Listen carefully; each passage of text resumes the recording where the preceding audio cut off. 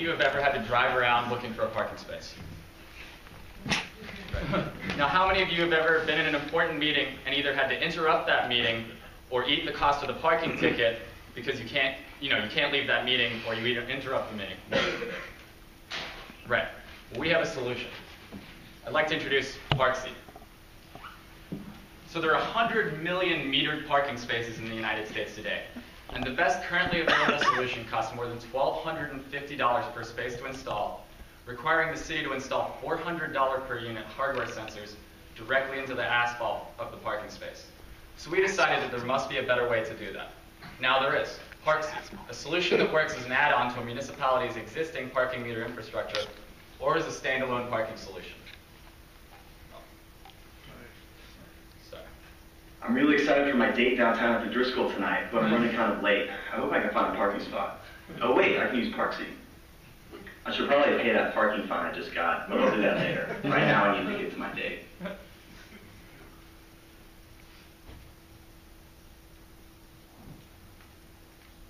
Oh great, there's a spot available right by the Driscoll.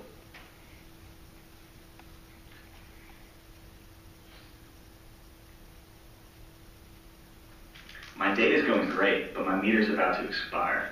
I really don't want to interrupt my date, but I don't want to fine either. Oh wait, I can have more time remotely using Parksy. Thanks, Parksy. So in a user survey that we conducted, we gathered a large amount of data, but the number that stood out the most to us was that 55% of those surveyed said that they would absolutely use or definitely use an app that helped them find an available parking space. An additional 30% said that they were likely to use that app. So as you can see from this chart, we've grouped our competitors into several groups. While each one of these groups offers some feature of the system, none offers all of them. Most notable is parking with sensors, which I referenced earlier, for costing the city of San Francisco more than $1,250 per space to implement as part of a pilot program they're doing. We eliminate the need for the expensive sensors by using the time left on the meter as a proxy for a vehicle currently occupying the space. So we have two short-term goals. First goal is to have a user base of more than 25,000 users actively using the app to find parking spaces in their city. Secondly, we'd like to have at least one municipality allow us to sell parking, add time, and pay fines in their city, all using our app. So we're going to achieve these goals by approaching municipalities with two options. Either adopt us for app-based parking and fine payment, or at a minimum, just give us access to the API for the networked parking meters. And that's something that we've been told by municipality representatives should be a smaller and more readily granted request, as cities are attempting to become more open with that information. And some cities, such as San Francisco, actually make the API completely open to everybody. So once we demonstrate the demand for our product and the value we offer through a strong user base of the city's constituents, we can then go back to the municipalities and have them adopt our QR code parking payment solution and the fine payment system. And we'd make money on this using a small transaction fee, and we could even possibly do a share of the increased collections of the parking fines.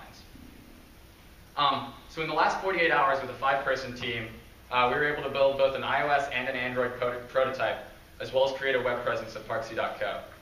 There's a very, very beta app on the Android App Store right now, so you can go ahead and download that sometime tonight and play with it if you'd like.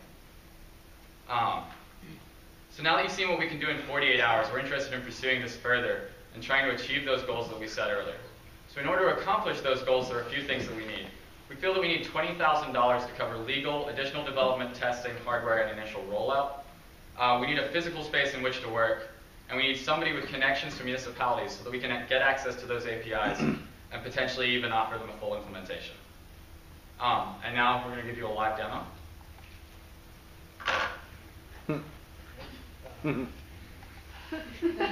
I want to park there. Are you mirroring right now? Perfect. Okay, mirror.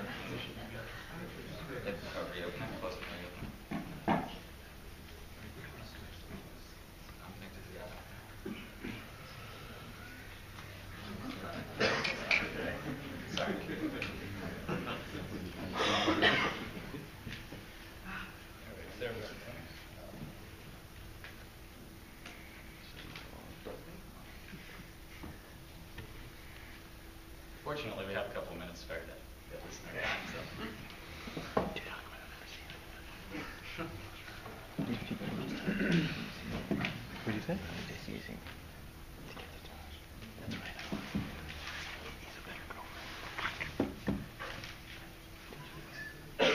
What?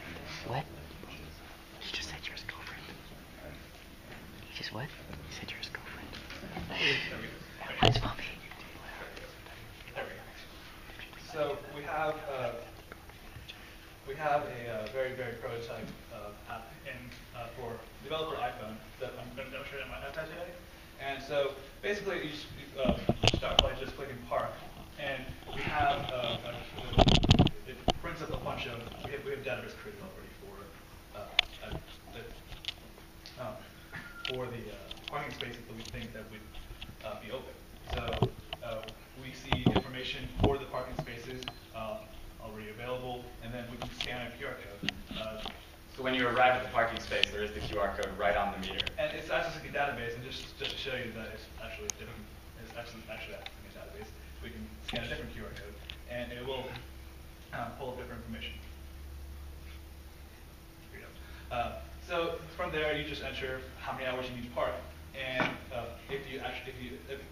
parking meters generally have a maximum hour, and if you go over that, it'll give you the error, so you won't let you do that. So just add in 1 hour, and you confirm to pay with with your credit card already entered. Next, it'll go to your countdown timer, and if you need to add more time, you can do it remotely. You don't need to go back to the meter. You can just say, you can just add another hour, and it will go right back. And this is all going back into the database. And potentially, if you need to go over the amount of time that the city normally allows, so if the city says you have 3 hours, let's say you've used 2 hours and 45 minutes, but you really need that extra 45 minutes, you have the potential to just give a small surcharge. You know, maybe this is worth 3 times the normal hourly rate for me to stay here for the next half hour. So it allows you to do something like that, which makes it worth the city's while. You can also do dynamic pricing, so you can do market-based pricing based on what's around. And also, just using the API without actually getting the city's permission, you can then you can go work with private garages and say, we're going to use the city's parking metadata to help drive sales, so when the city's parking meters are busy, your price can be higher. But when the city's parking meters aren't busy, we assume your parking meters aren't going to be busy either, so your prices could be lower. And that's Parksy. We make parking easier. Thank you.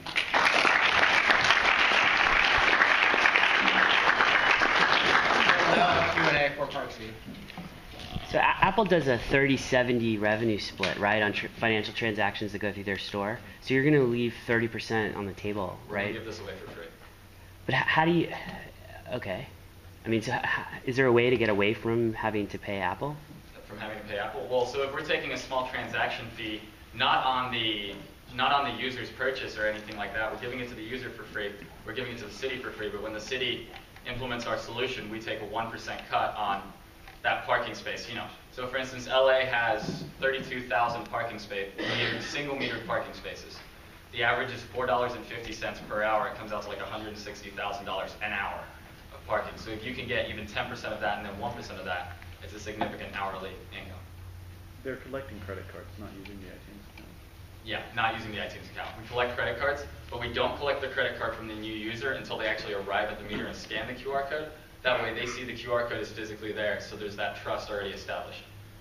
So how many network accessible meters are there today outside of San Francisco? So in the city of Austin, there are 4,500. In New York City, there are 55,000. So the meters in Austin that I have to stick something inside the windshield, I go to the kiosk. They're still networked, because they process your credit card. That doesn't identify spaces. I can't tell how many spaces have been used at that point. Right, and that's one of the issues that we have run into, and that's one of the issues we're working on, kind of finding the best possible solution. One idea that we have is you can take an approximation, you can figure out how many spaces essentially there are in a banked meter area, and then you can say how many open tickets are there at this time. You see, I got so excited when you said help me find a parking space. Right. But single metered spaces are the easy start for this, and that's where you kind of focus right on the start so you can get the user's trust. I mean, that's going to be a compelling reason to buy as opposed to the convenience of adding time, really. Absolutely. Yeah, mine was kind of the same, but so how many single meter ones are networked in Austin? In Austin? Yeah, because most of the ones where you use credit card, it's the open system, and I presume the whole city was headed that way. I thought the 4,500 was the single metered spaces number in Austin. I could have been wrong, but that's Because pretty common. most places are How going about more other and more to places? the Do you have any flex data system. on other places? Yeah, so like I said, New York City has 55,000 single meter spaces that are networked. So you can tell whether there's a vehicle there, or just whether So- there's still time on the We meter? can make an You can tell whether there's right. time on the meter, We got can make it. an approximation with a small margin of error. Yeah. And one of the things that we can do is color code those pins. So we can say that, yeah, this meter's green, it's got 0 time on it right now. This meter is orange, it's got 0 to 15 minutes on it. This meter is red, it's got 15 to 30 minutes on it, and then not show anything above that. So it allows you to say, a meter that's got 15 minutes on it or so, probably someone's still parked there. But if I head that direction now, it'll probably be available by the time I get there. Are there any external altitude feeds that would let you do this visually by I thought about like correlating it? satellite Yeah, imagery or Google something thing like or that, whatever, but I don't yeah, I don't that's- think it's feasible. Yeah, you're right. I was thinking actually PayPal, because I'm like, what the heck, man, this thing's still just inefficient. I want, put a little thing there, it talks to the meter, and as long as I'm there, it says, I'm there and I'm paying. Open my credit card, just let me pay, Yeah. and then go on. No one else can park in that space while You're there, right, you're there. While you're there, and then when you leave, so then they do have accurate data, they know what meters, things. But that does get rid of some inefficiencies that maybe governments make money on, I don't know. Yeah. I was going to I want that comment parking in spot. regards to the spot availability.